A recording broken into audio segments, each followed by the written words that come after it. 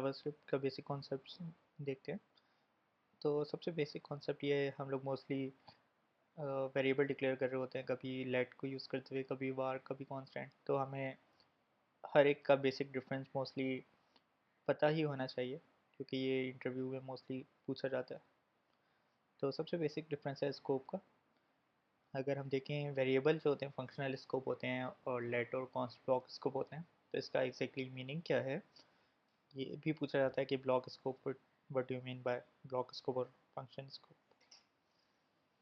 तो हम लोग जैसे बेसिक एग्जांपल देखें, हमने क्या किया, एक ब्लॉक बनाया। इस चीज़ को हम लोग ब्लॉक बोल रहे होते हैं, जो भी डिक्लेयर होता है इनसाइड अ ब्रैकेट।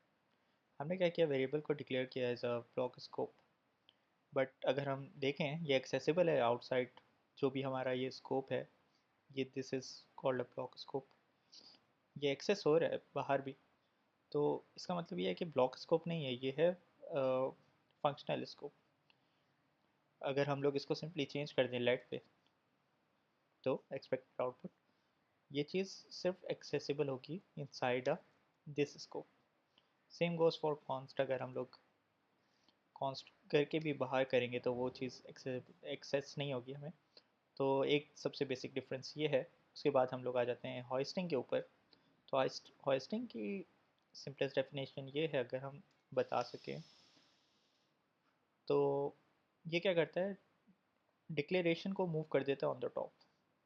अगर एज एन एग्जांपल हम लोग देखें, कंसोल हमने किया और हिस्ट्री को पहले कर दिया और डिक्लेयर हमने बाद में किया है, बट इससे इसने एरर नहीं दिया, इसने अनडिफाइंड कर दिया।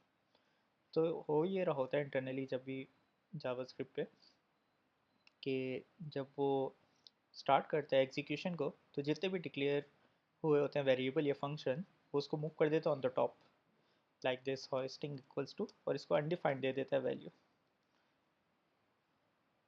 सिंपल वेरिएबल को।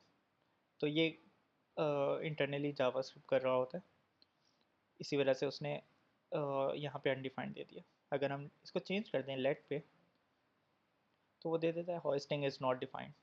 सिंपली एरर दे दिया उसने, क्योंकि ऊपर मूव नहीं किया उसने अनडिफाइंड को। Same same goes for const.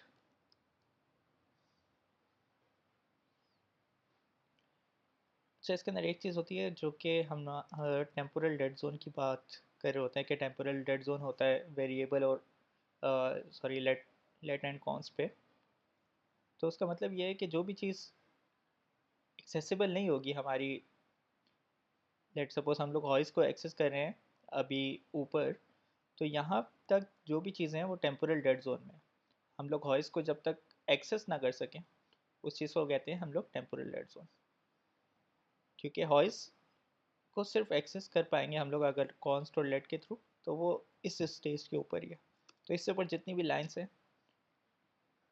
वो इसके लिए वॉइस वेरिएबल के लिए टेम्पोरल डेड जोन कहलाएंगे। Okay, hopefully you get it. और थर्ड एग्जांपल के ऊपर आ जाते हैं, तो रीअसाइनेबल। तो लेट और वार जो है रीअसाइन हो जाते हैं, बट कॉन्स्ट नहीं। तो इसको हम लोग देखें, अगर वेरिएबल हमने क्या किया, पहले 5 किया और अब हमने उसकी रीअसाइनमेंट चेंज कर दी थी टू 10। तो this is possible with let and const, but not this is possible with variable and let. But const का मतलब है कि ऐसी चीज़ जो कि दोबारा से असाइन ना हो। इसके अंदर एक चीज़ नोट करने वाली है कि हमने रीअसाइन किया 5 को, दोबारा से 10 कर रहे हैं तो वो नहीं हो रही। अगर हम सेम चीज़ अप्लाई करें यूजिंग एरे,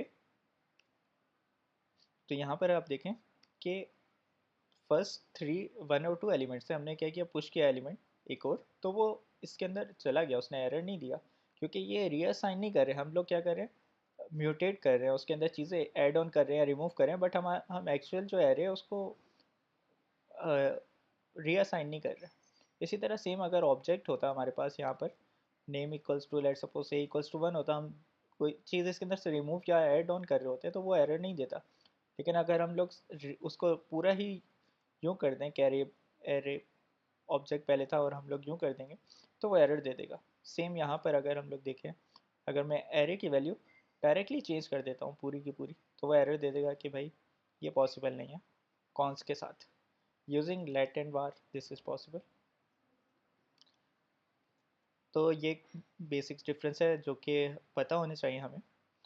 अच्छा, अगर हम लोग हॉइस की एक और एग्जांपल देखें, तो मैंने बोला था कि हम लोग फंक्शंस को भी हॉइस कर सकते हैं, तो फंक्शंस भी हॉइस्ट हो जाते हैं ऑटोमेटिकली। तो यहाँ पर देखिए मैंने हॉइस फंक्शन पहले कॉल पहले ही कर दिया और बाद में इनिशियलाइज किया, उसने एरर नहीं दिया क्योंकि वही फंक्शन क्या होते हैं, मूव ऑन हो जाते हैं टॉप पर। तो जो भी हॉइस का फंक्शन है वो ऊपर चला जाएगा और हमने उसे कॉल कर दिया, तो वो जो भी इसके अंदर हम लोग कर रहे होंगे फंक्शनैलिटी वो हो जाएगी रिजॉल्व। अगर हम लोग इस एग्जांपल की तरफ देखें, इसके अंदर हम लोग डायरेक्टली फंक्शन कॉल नहीं कर रहे, हम क्या कर रहे हैं, वेरिएबल के थ्रू ही ये चीज़ अचीव करने की कोशिश करें। तो अगर आप लोग इसका आउटपुट गेस करें तो क्या होगा, मोस्टली आप शायद ये एक्सपेक्ट कर रहे होंगे कि हॉइस प्रिंट हो जाएगा अगर हम लोग इसको यूँ करते हैं, बट ऐसा नहीं है क्योंकि ये वेरिएबल है। अगर हम लोग सिंपली इसको प्रिंट करें वेरिएबल हॉइस को, तो वो अनडिफाइंड देगा क्योंकि उसने सिर्फ इस चीज़ को डिक्लेयर कर दिया on the top with undefined. अगर हम डायरेक्टली कॉल करने की कोशिश करेंगे तो वो एरर दे देगा कि भाई ये फंक्शन नहीं है। इसी तरह एक मोस्टली पूछा जाता है हमसे एक सवाल कि एक फॉर का लूप है और हम लोग 2 टाइम्स 0 से लेकर 2 टाइम चल रहा है, तो इसका आउटपुट क्या होगा। तो मोस्टली हम एक्सपेक्ट कर रहे होते हैं 0 1 2 ही होगा क्योंकि सेट टाइम आउट तो 0 है और कंसोल करवा रहे हैं हम सिंपली आई की वैल्यू, बट ऐसा नहीं है। अगर हम इसको प्रिंट करें तो ये आ रहा है आउटपुट 2 2 2। तो ऐसा क्यों है, जैसे हमने पढ़ा था कॉन्सेप्ट, बेसिक कॉन्सेप्ट ही स्कोपिंग का, तो उसके अंदर क्या हो रहा है यहाँ पर कि वेरिएबल इनिशियली आया, उसने ज़ीरो ज़ीरो वैल्यू थी, बट यहाँ पर क्या हुआ, सेट टाइम आउट थोड़ा सा डिले आ जाता है उसके ऊपर। तो उसने क्या किया, ये पूरा लूप ख़त्म हो गया, एंड पे वैल्यू आ गई 0 1 2, अब जाके ये सब चीज़ें प्रिंट होंगी। तो उसने क्या किया, ब्लॉक के अंदर जो वैल्यू है उसको मेंटेन नहीं करा, वो टोटली आउट ऑफ ब्लॉक चीज़ें को मेंटेन कर रहा होता है वेरिएबल। तो एंड में जाके जब प्रिंट होगा तो आई की वैल्यू 2 2 2 ही होगी हमेशा। डेट इज़ वाई ये इस तरह हो रहा है, बिहेव कर रहा है। अगर हम सिंपली इसको चेंज कर दें लेट के ऊपर, और सॉरी आई थिंक कि इसका कोई एरर है, यस ये 21, आई एम नॉट श्योर ये क्यों प्रिंट हो रहा है, बट हम लोग देखें तो 0 1 2 प्रिंट हो रहा है।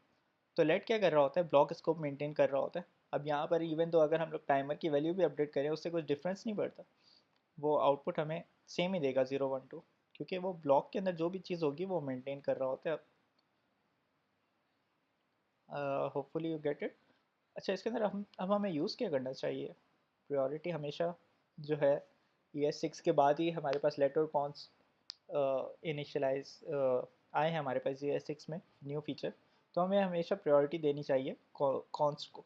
जब जब भी कोई चीज़ अपडेट नहीं हो रही हो, लेट सपोज हो सकता है आपका नेम हो कोई जो कि सिर्फ एक ही टाइम आप कर रहे हैं इनिशियलाइज और उसके बाद अपडेट नहीं कर रहे, या कोई ENV वेरिएबल हो लेट सपोज, तो हमेशा इसको कॉन्स्ट से ही रेफ़र करना चाहिए।